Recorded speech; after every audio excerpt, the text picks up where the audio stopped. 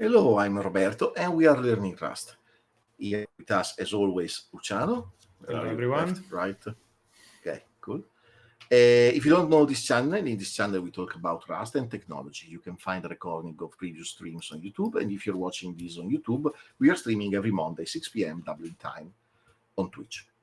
Today we are going on from where we left last time. We have a new Lambda written in Rust that is part of our step function state machine that is replacing the old monolithic Lambda that Luciano was using to send out the full stack bulletin.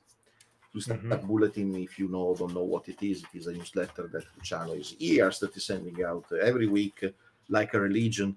It's not going to charge. Like a charge. You send out every week this newsletter, and with one quote, one book suggestion, and 7 selected articles. So the draft for this was made through monolithic Lambda, and in some weeks that we are trying to replace it with something a little bit newer and fancier, and we arrived to have decomposed the Node.js Lambda in multiple Lambdas, and last time we added a new one that is written in Rust, but is still an empty Lambda that's doing nothing. Now we have to do something, right? That makes sense. Yes. So should I share my screen? Yeah, probably. Okay, so here you're seeing the landing page for Full Stack Bulletin. I just dropped the link in the chat as well. If you want to check it out, maybe subscribe. Then this is the page with all the archive of the previous issues. You can see that there are 331. So this has been multiple years with one newsletter every week. Every year is a lot of years. Yes. I've been living for 331 years. Yeah, the first one was about discovering America, something like that. Yeah. And this is the last issue that just came out, I think something like 10 minutes ago, so very fresh. And yeah, you can see that there is a quote, there are 7 articles, and then there is a book suggestion of the week. So what we did is this used to be a huge Lambda, and doing all this kind of integration work, taking in quotes and links and books from different sources, processing them, creating a Mailchimp draft, and then giving that to me to kind of manual editing, polishing, and then scheduling it. So we refactor all of that in a step function that right now looks like this. This is the last execution for last week for the issue you just saw. So we have multiple steps. The first 2 steps are just to take some defaults. And then we have 3 parallel branches: fetch the quote, fetch the book, fetch the links. And then all this information is funneled into another Lambda that takes all of that and sends it to Mailchimp. So the step function is not the one in the branch we are working on today. Exactly. In the branch we're working on, we have a next step here, just after the defaults and outside the parallel branch.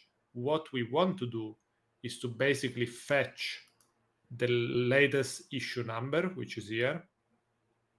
So multiple ways we could be doing this.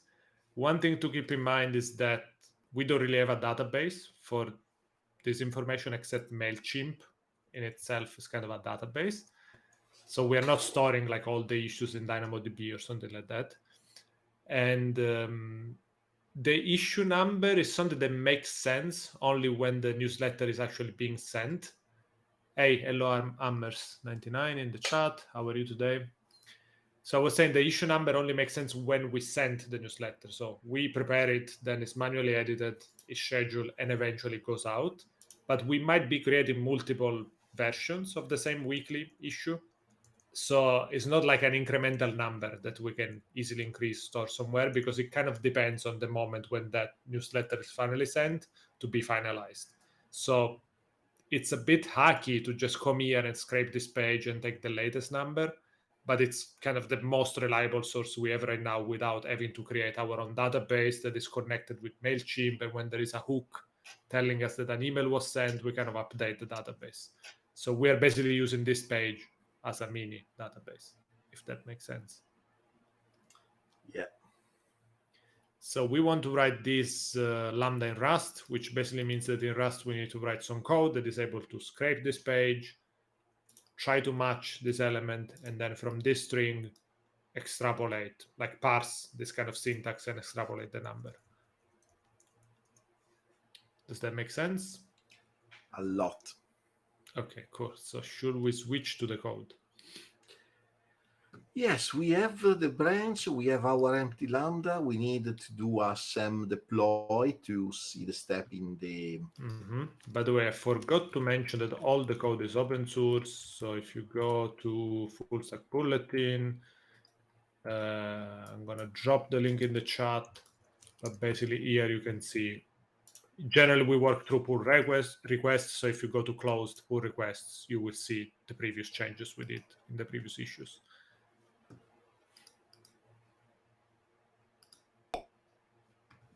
Okay, so what we did here, let's switch to the code, is just we created a new Lambda in Rust. And the cool thing is that we are using SAM, which is an infrastructure as code tool that we can use with basically AWS. And SAM is already integrated with another tool called Cargo Lambda, which gives us the opportunity to say, whenever you want to create a Lambda in Rust, Cargo Lambda creates like the basic scaffolding for it. So all the folder structure and making sure that the correct libraries is imported into the Rust project so that we have a Lambda runtime baked into the Lambda itself. And then with SAM, what we can do is basically say, when we declare a function, I think we have it somewhere here at the top. Yes, we can say build metadata build method Rust Cargo Lambda.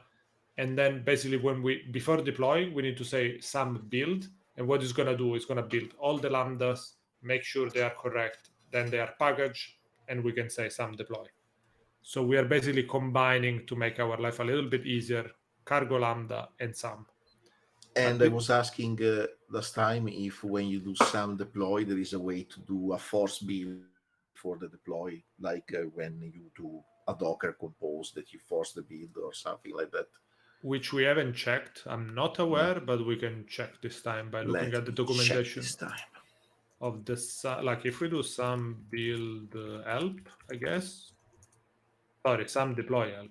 SAM deploy help. Let's see what it does.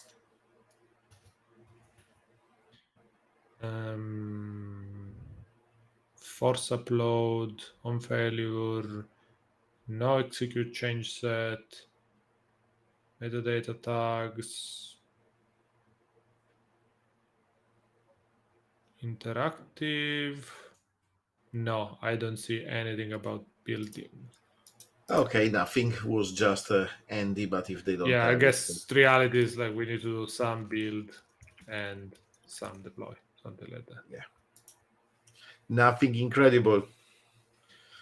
Okay, so going back to the Lambda, what we did, we have this functions folder, and inside here we have all our Lambdas. Most of them are written in Node.js, so JavaScript, but this this fetch issue number, which is the new one, is actually written in Rust, and you can see a cargo toml to prove that.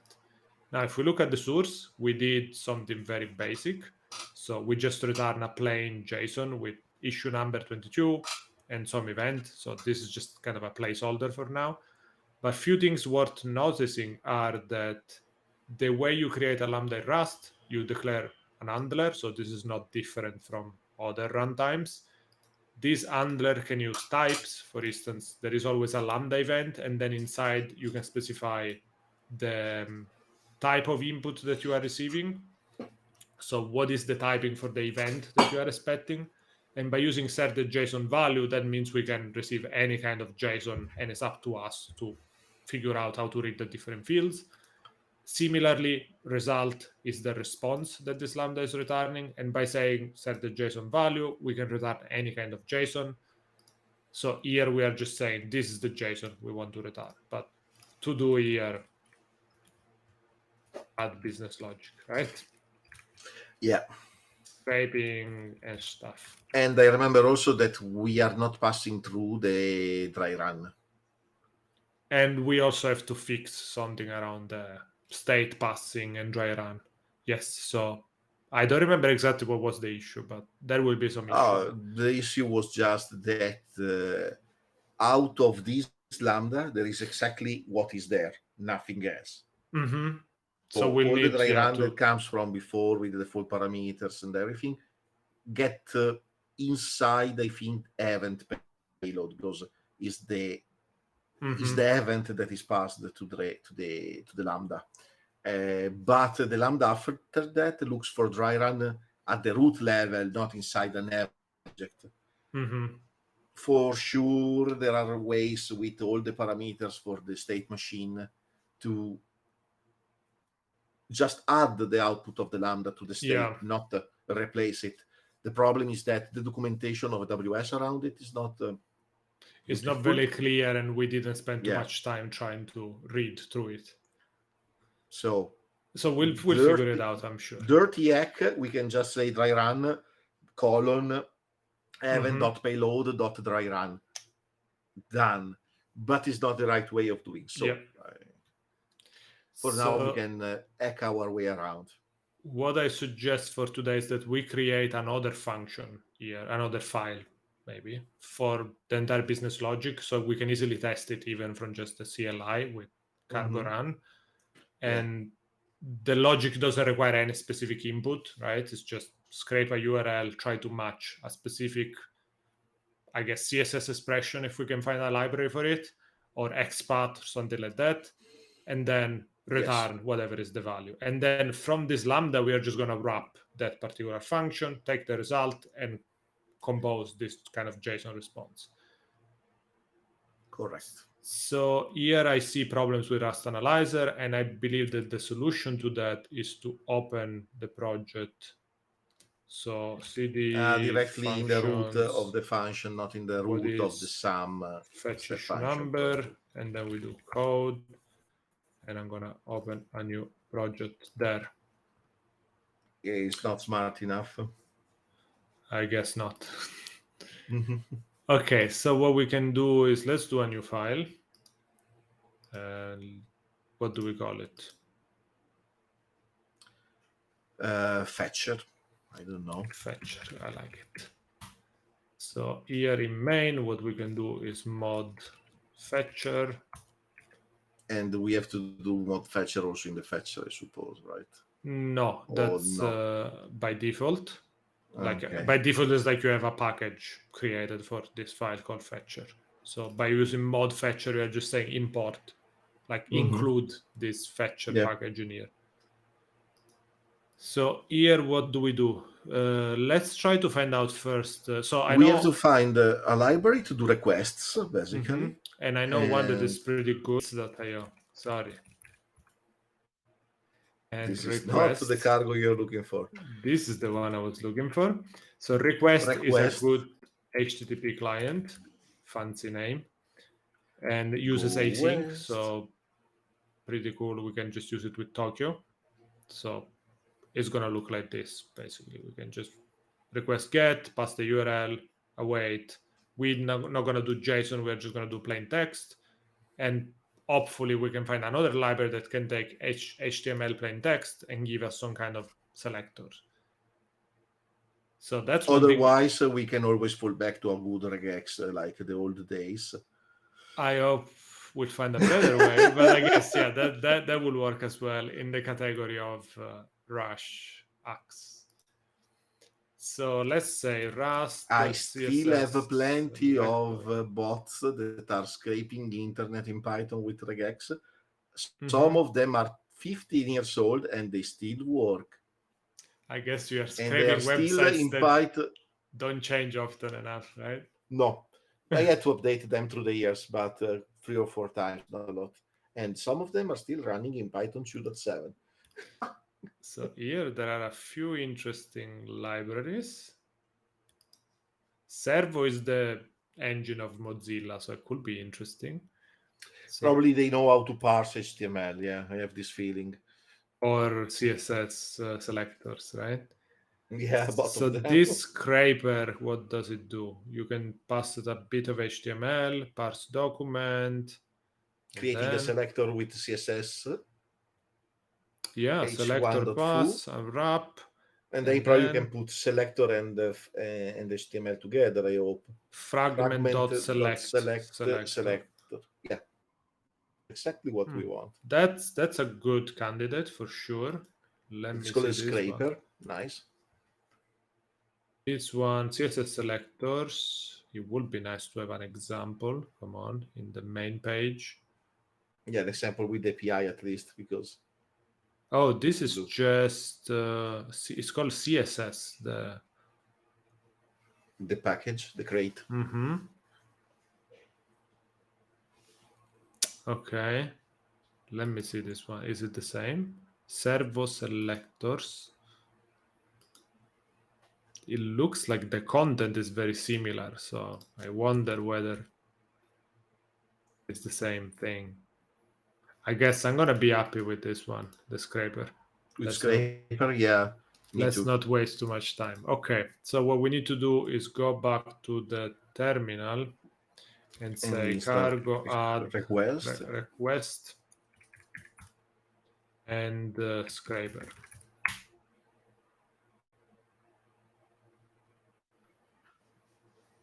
Okay, so now we have these two dependencies. What we can do is let's start by trying to get this URL and get all the content, right?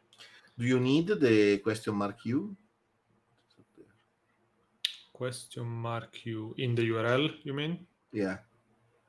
You were too fast. I was not reading the URL. We're gonna paste it here and figure it out. So trying to think how to do a function in Rust, because I've been doing the last few days Node.js, Python, .NET. My brain is melted. Okay, this should be public because we have to use it from main. So yeah. Yes, fn fetcher or fetch last number. issue. Yeah, fetch last issue number. Let's be super verbose. And we could receive the URL there, but for now I'm just gonna keep it simple. And what it returns is an integer, a result. Kind of like this U32. And then for now, let's just not think about errors. We'll do it properly in a second. Now let URL is equal to this. Yeah, you need we need, I think this is my account ID. I'm not sure what is UNID, but I think we need both. Oh, I lost you, Roberto. You back? Getting, yeah. Okay, I lost you for a second. I was saying the request that we have to pass the query parameters as parameters or in the main URL, because for example, request for Python is better to pass the parameters in the params. I think we can do both ways, yes. So let's see, let's do interesting. You don't have to await. Oh, there is an await and an unwrap. Okay. Let's try to do that, I guess. And then... okay, the body is the text await unwrap. Makes sense. And then we can do, I don't know... scraper HTML parse document. Wow.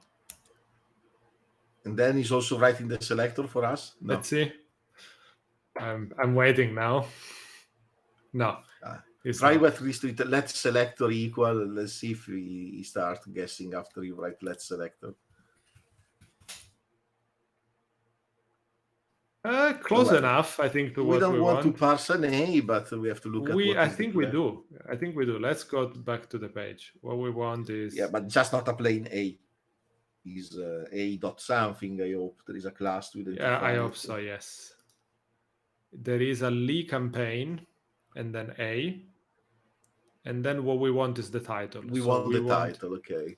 Something like, I don't know if you can read this. We want $, doc campaign. Oh yeah, we do have already that. Dot campaign A title. Was the title in the A, right? Yes. Yeah, was inside the A. So we want something like this. An A with a title. and get the first one. Yeah, that is working. Dot title then on top of that object. But this is not the selector. I don't know what kind of properties are we getting there. Okay, and there is a happy face and a number at one point. Okay. Well, that is the selector. Let's see what can we do in Rust. Sorry, wrong window. So this is the selector. Okay. Now we have to why call... is this complaining so much? Oh, because it's expecting a result. Okay, fair enough. Sorry. Give us a moment. Okay, so then URL... we have to put the document and the selector together, and it was document.select reference to selector from the documentation. Document.select reference, and the reference to the selector. Dot. And then what can we do? Dot. First. No. Iter. Next unwrap into iter. And first, then you can call first here. Next. Then we don't need to do into iter. We can just do next, I guess. Next wrap inner we don't want the inner we HTML. Don't want we want the title, yes. So yeah, we don't want the inner. Now there here, are how do you get attributes? Utter?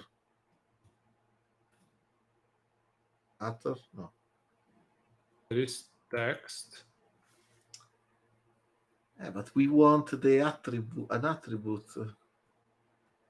There must be a way to get an attribute, right? Try to go in the documentation of scraper. Yes, good point. So if we go to see... Also, are we using the selector from scraper at least? Because, Copilot can suggest random stuff. Guess so. Okay. Scraper selector. Let's see if that's the case. Scraper selector, yes. It's lowercase though. Because, okay, fair enough. It's doing an extra layer of stuff. But doesn't matter. Well, it works. Okay, so scraper selector parse. Then what do we get? Here they're doing element.value.name. So that's probably how we do it. We do unwrap.value.title dot attribute. Okay, attribute name. Title. We are unwrapping like animals, but whatever. Okay, we don't want to parse straight away because it's not just a number, but this is gonna be our last link title, something like that. And what it will be as a type? R string. Okay. So this is gonna look something like this. If we copy from the last from where it was. No, I just closed it. It was in your console. I just closed the tab. Cool. You can open one again. But like this, it's gonna look like this. Yeah. So this is gonna be. And what we want to do is, how do we do the this? Number. We can use num like. Do we want to use num? And num, how is it gonna match? Num an emoji. Num has to parse everything that is not a number. Mm-hmm. Then everything that is a number. After that, we are fine. Okay, so we can just look for hashtag a number, semicolon, basically, and ignore everything before and after. Yeah. There is a way to do that for sure. I remember it. Okay, I don't remember much about num, but I think we'll figure it out. So. Or do you want to do some other way? No, let's use num. I think it's a nice test, something nice to show. So cargo add num. Is overkill, I agree. I don't know, because it's better than using a regex, I guess. And it's also better than doing string.find sharp, string.find colon, and give me the slice between the sharp and the colon. It's working, but it's ugly. Also because you have to unwrap and unwrap and unwrap. They're really unwrapping like animals. So we have a previous video on num, and you can find it on YouTube. We But actually we use forgot it a about bit. everything.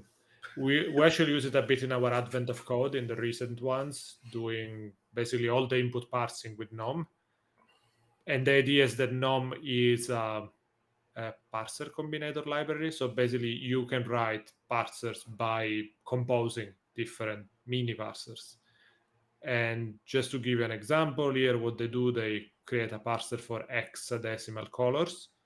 So what they are doing is, where is it? They do this tag thing, input. And they take the string as input. So it's always like consuming a bit of the input. So when you say tag, it's basically going to try to consume an hashtag. And then if that matches, you go ahead. Otherwise, it's an error. And it gives you the remaining string. Then you can define what's the next step. For instance, here the next step is a tuple with 3 things. And these are sub parsers that try to match on hexadecimal numbers. And again, they try to eat that amount of input. If everything matches, you continue and you have the remaining input. And you can also extract information. For instance, here you are extracting the red, green, and blue parts of that, of coming from those 3 steps. And you also get the remaining input that you have to parse in the next steps. Mm-hmm. So now we need something that gets everything that is not bytes complete. So a bytes complete, everything that is not a number.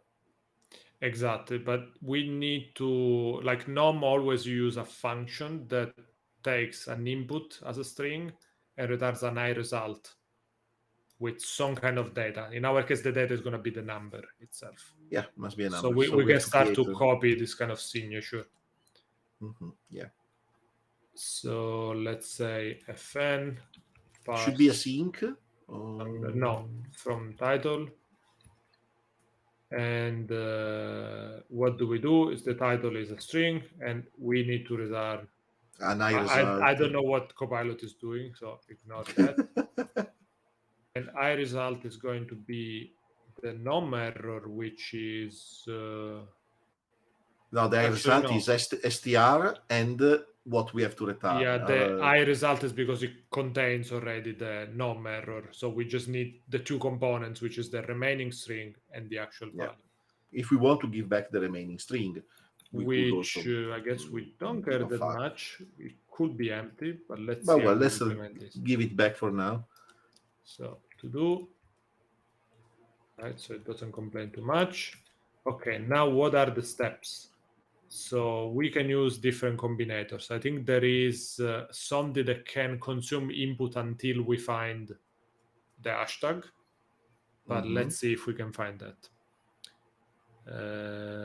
Where is going to be delimited?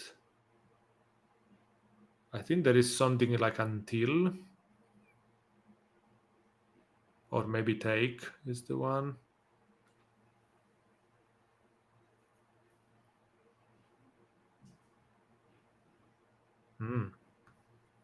Okay, streaming complete. Nope.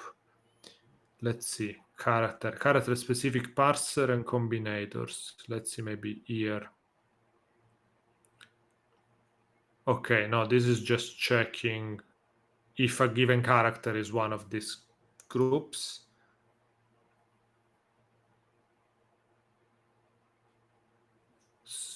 Recipes, let's see.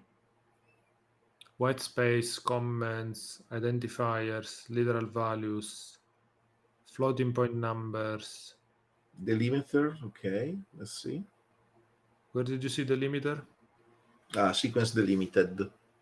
It's not a sequence delimited hours, but... No, this is when you have, yeah. We have to take while is not a digit. So there is, look for take in the docs. Yeah.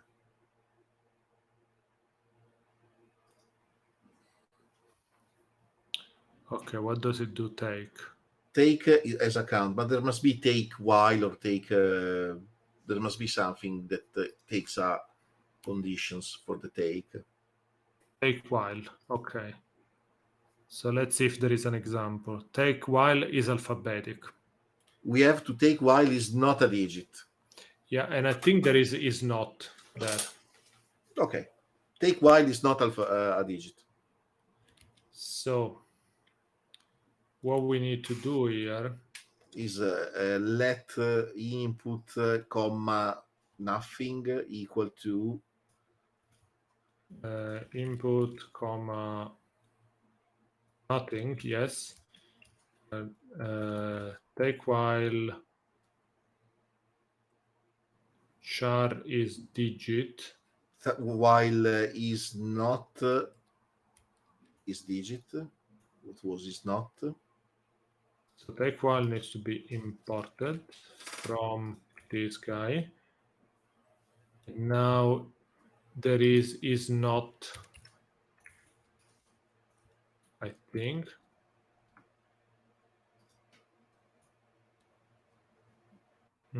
Where is the parenthesis? Probably there. And is not needs to be imported as well. No? Yeah, I'm not sure about that syntax because Let's is see digit is you don't have to call it, you have to pass it as a function. Is not, doesn't it take another combinator? Seems not. Where is the function definition? It takes a T where T is find token.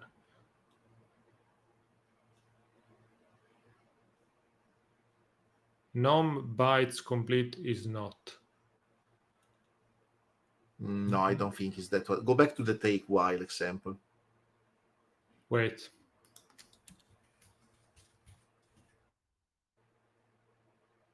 It's not all complete, it's in bytes. It's a different sub-package. Oh yeah, so it's in here. Bytes this.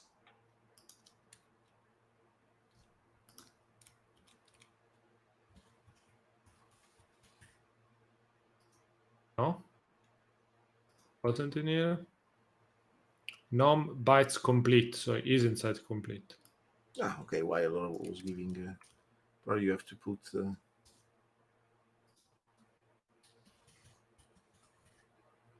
Okay, now it's happy. What are we doing wrong there? Required a bound introduced by this call. Look at the example of is not.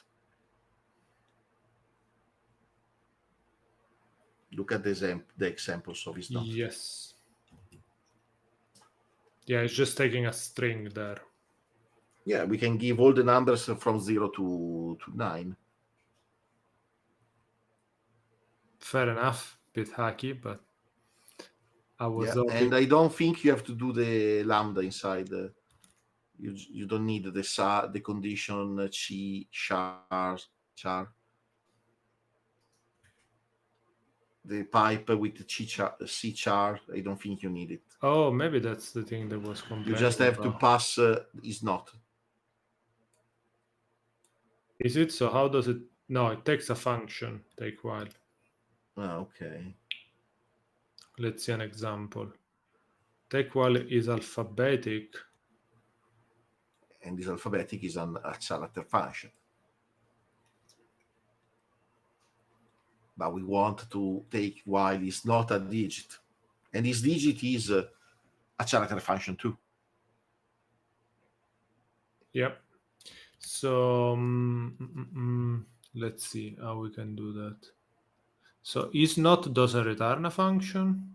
I was expecting a function from is not, to be honest. Me too.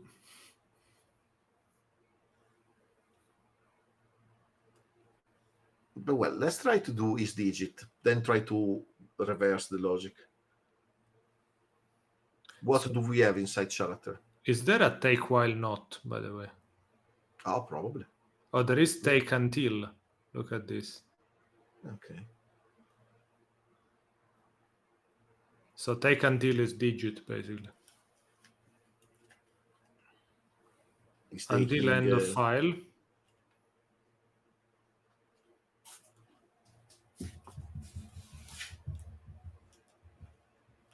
Yeah, take until seems to take a string.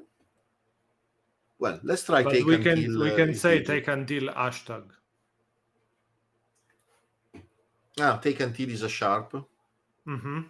Okay, let's try that. Seems easy enough. Okay. So what we can do is take until. What we can do is take until best hashtag, right? And we pass the title. Now this one is going to return what? The remaining input. And something that we don't care about. Something that we don't care about. Let's see if that's the case. Here, for instance, they do hello world EOF, and they are taking until EOF. So the return is EOF, which is the remaining input, because all of this was consumed. Yeah. So we will find that we will remain with sharp numbers and everything else. So now we can are do discarding. A tag, right? So we can on that input we can do a tag. So let input comma str underscore, and we can do tag sharp on top of input with the question mark to propagate the error. Now we will finally find the number. Yeah. Ooh. Until it's not the double colon. Okay, makes sense. Is that an until is not, you think? I have no idea. I don't think it works this way. There is not. Me neither, if you ask me, but... Yeah, I think there is a way to read a number. He's complaining something on the line above. It's complaining that we have a double str for some reason. But or now you are just, deleting. No, it's just... What is the problem? Expected comma, where? Where? Is there the comma?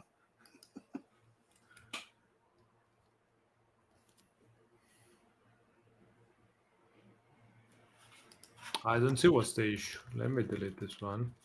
Comma, save. Okay. Yeah, I mean, import the tag because it's not important. That's the issue. Okay, now it's understanding that str it's on its own. Okay, so now we need to parse a number, and if we go back to the recipe section, there was exactly how to do that. Where it was the recipe section? I take one is digit probably. There, so integers, decimal. Yeah. What we want to do? Ooh, decimal. I remember we found a better way to do that. Yeah. Scroll a little bit. Is there a binary, octal? Is there like a U32 of some kind? Integers.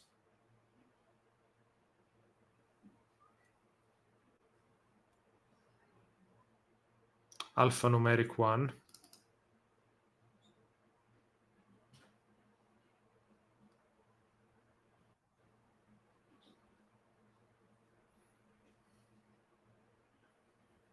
I remember something way simpler than this. I agree. We can probably search in our Advent of Code repositories. If you do take while is digit, going back to what we did before. Try to write it. Let's see. But then you get a sequence of digit. Well, we can parse it then on our own to U32. Because it will not be a string, it will be a sequence. It will be a string, but yeah, it's not gonna be. I think there is an easier way where you just get a number. Because you want directly an integer out of it, not a string representing an integer. Okay, sorry, I was missing that. But either way, we can just do this, right? And it's gonna be fine. Yeah, I was thinking that, but with C is a digit instead of is alphabetic. Yeah, let's do that. And then we have to do a parse of the string into let input comma number. Now we need the number, but probably we don't care about the input, but is is numeric. Is digit, yeah, is numeric. And it's not I, but digit is probably better if there is. Yeah. It's not I, but it's input. Yeah. Now it needs to import take while. from streaming. From complete. Yeah, okay. Is digit takes one argument? Oh yeah, 10, base 10. The question mark at the end, the semicolon. I think we are missing something. The Whether with the semicolon. semicolon. Now he's complaining about what? Charles digit we read for fun. What is the solution? Isashi digit.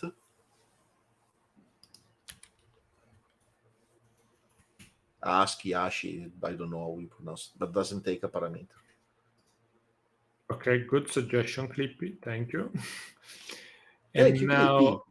We have to parse number as a number and return okay, it. so okay, yeah, it's that. That's it. And the input in line 10 is not complaining that is not used.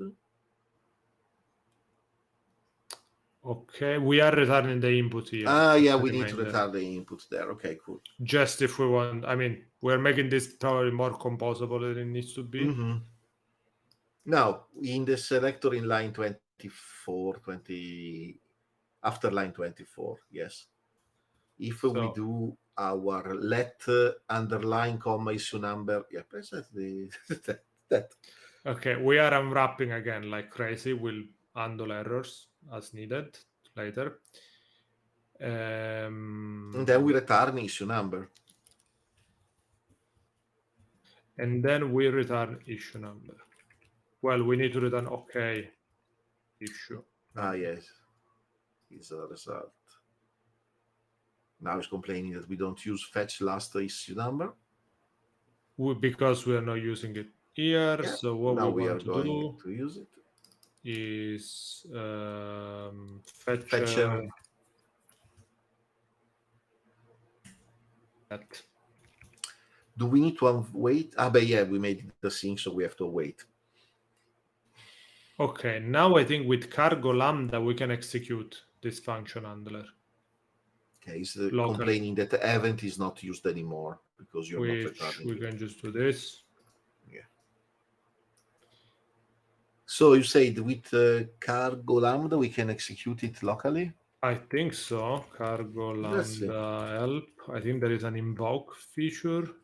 Cargo lambda invoke sends request. So cargo lambda invoke help. What do we do? Cargo lambda invoke function name of the function to invoke default underscore. So probably it's optional. And do we need to pass any parameter?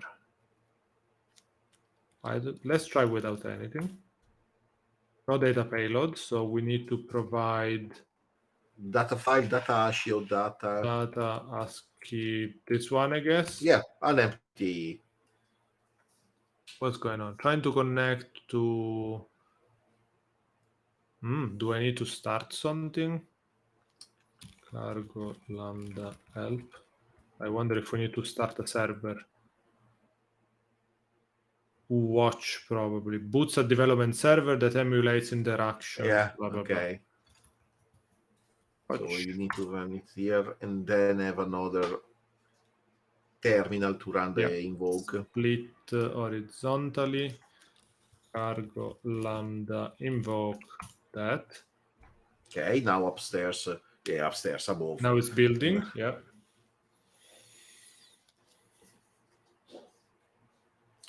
Rust compiling. We need some music like the one in the waiting rooms.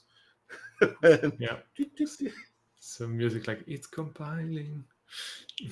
Like it's the final countdown, but with it's the final countdown. I was thinking it's the same. Compiling. Da-da-da-da-da. Okay, we imported something that we don't need anymore. What happened there? Issue number 331. Look at that. Is that correct? Is that correct? Let's figure it out. I hope so. Where is it? Somewhere here. 331. Yay. Nice. We want to retire the +1. We are doing the +1 I guess in the next steps, because that number, the new number, will be needed in a lot of places. Do we want to centralize the logic of the +1 here? Because that one will be needed from fair enough. everybody, basically, from the selection of the book, the quote, the creation of. So we have to pass a +1. Something like this. Right? Because the Yeah. main logic there is getting the previous one. Here we do a +1. Yeah. So the new issue number will be, you can call it new issue number if you want to be more explicit on what it is. Next issue number, or next new, don't know what you prefer. Cool. So it's clear that it's not the old one, it's the new one. Okay, so now we could do a few things, but we have like 5 minutes left. So we can deploy and try what we do for the dry run to propagate it. You want to cheat? We didn't look at that. Nope. So if we go here and we go to, let's close this guy, we look at the definition of the state machine. Our problem is that, so this one is now called next issue number, which is actually consistent with what that is consistent with what we did last time. Cool. It's nice to be aligned with using the input for this step. Okay. So the problem there is that config, we are not. Yeah, config is what's coming from the previous step. Yeah, we tried to inject it somehow, but I think we failed. But this is not used because this is not in the response that we are returning, right? Yeah, I think so. So we need to figure out, a dirty way would be to return this from the event. Take the event and return it, just passing it through. But in theory, your Lambda should be composable. They shouldn't know. Yeah, they shouldn't know what's happening around them. Yeah. So there must be a way of doing that with the step function syntaxes. But we are ignorant of yes of that. There needs to be a way to map the previous input or the generic state. Do you know what? Let's try to do a deploy just to see that. I think you know what could be one way of doing it is if we do output path something like this. It's gonna be annoying because we are gonna have actually. So I think if we do this, let's try it. We are gonna have something that is next issue number dot next issue number, which is a bit ugly, but it shouldn't mess up the state, if I'm understanding how this works. Okay, let's see if that is true. Because by saying output path, let's actually we inject everything we give back inside the key. That is your step functions output path. Enables you to select a portion of the state output to pass to the next state. No, that's not what we want.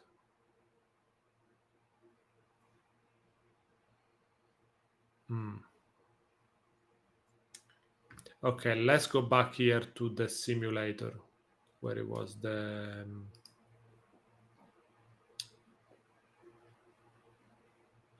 where it was the simulator. Yeah, good question. It was somewhere. I think we did edit state machine and then data flow simulator. My God, why they hide functionalities. Okay, so we have state input here. So let's assume this is the state. Then input path, we take everything inside library. Okay, but we take everything instead. Then parameters is what we are passing to the current event, so it doesn't matter them. Well, here is not matching anymore, so let's just do library again. Otherwise, that example doesn't work anymore. Now, task result is whatever. So this is input to the Lambda. This is the result of the Lambda. what were we saying is that task result is the output. Result selector should be what we want to get from the output. So modified payload should go into what? The result. No, this is result selector is like... It's taking pieces of the result of the Lambda, but we want everything. We don't want pieces of it. What And if then, we leave it empty? What is gonna do? So if we leave the result selector empty, it's gonna keep everything. But it's gonna keep everything only from the Lambda execution, right? So it's exactly the same as task result. So there needs to be a way maybe to say,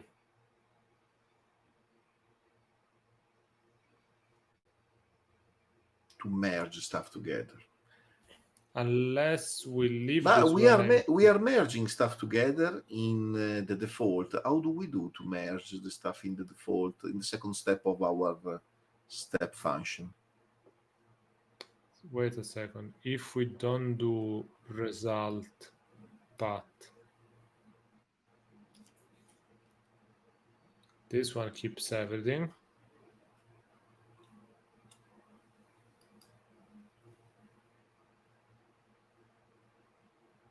Okay, output path. The output path will filter. Output path filter allows you to filter the final result before it becomes the state output, which we don't care. We want to keep everything. I think to do the merge, we need to use that syntax that we have in the second step of our step function, which is gonna be here. I just don't know if we can do something like $. Can you show me our current step function definition in VS Code? Yes. Let me go here. We do is JSON merge. Yeah, that states JSON merge, and we do that in which step? In the parameters step? In the parameters. And we give that as a parameter to the pass. Now, if in the output path we put the state JSON merge, what is going to happen? The problem is that we cannot assign it globally. We still need to assign it to something, right? It's something that ends with $. We don't have defaults, but we can use... What can we use? $, is everything. Oh yeah, $, is everything. But instead of using that as a result selector, try to use that in the output, whatever. In the output of... Oh yeah, I see what you mean. The state JSON merge, use that in the last tab of this, that is the output path. But that's use the result selector filter to construct a new JSON object using parts of the task result. This is the one we want, right? Go a moment in output path, sorry. What can output path is just... okay, what we send to the next step, you're right. But can you do a merge here? Let's see. No, I don't think so. Wait, just $1? No result path for... what is just $1? No. What okay, if nothing. we do this for $execution? Wait, let's restore result the original. Yeah, let's restore everything. Can we do, for instance, I don't know, payload? The path must start with $. Try.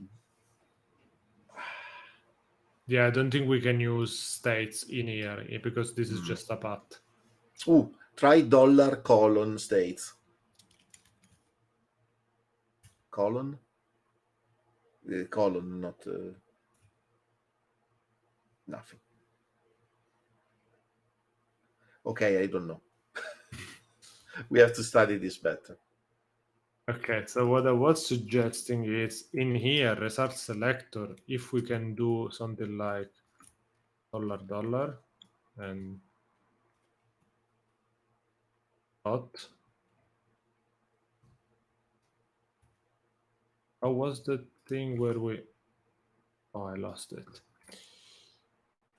Let me go back here, this guy. $, execution input. So here we don't have On the left is not a dot dollar instead of dot on the right. It's not on the left, the dot. And only $1? No. But that should create a property called, well, let's just call it here payload. That's the thing, it creates a property empty. I was wondering if there was a way to do everything. Go directly in the root. But can't you take it out of the key with something after this step? If you do temp dot dollar equal if to we state, do this, what is it gonna do? Doesn't seem very happy. Nope. Or if we do this. Nice, he wants something in a key. But now that you have an object with a key, call the key temp instead of space. So temp dot dollar. Okay, can't you get rid of temp in one of the next steps of this transformer or this data flow?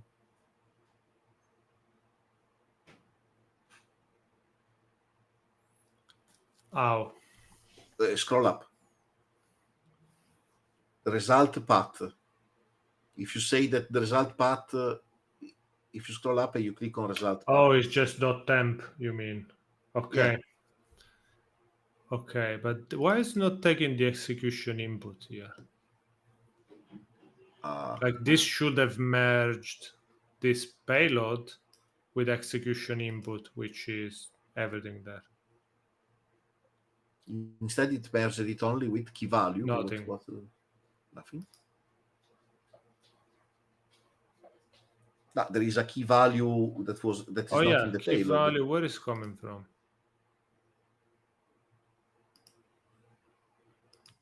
Maybe it's just the way they do it, I guess. Maybe this simulator doesn't really read this one as state input. They have something else. Okay, result path. Now, if you go in result path now, can you do $.temp? $.temp. Maybe that's the way of doing it. Yeah. And you got rid of that level. Selected output after result path. I don't think it's. I think it's broken. I think it's broken. Yes. But that could be one way of doing it, right?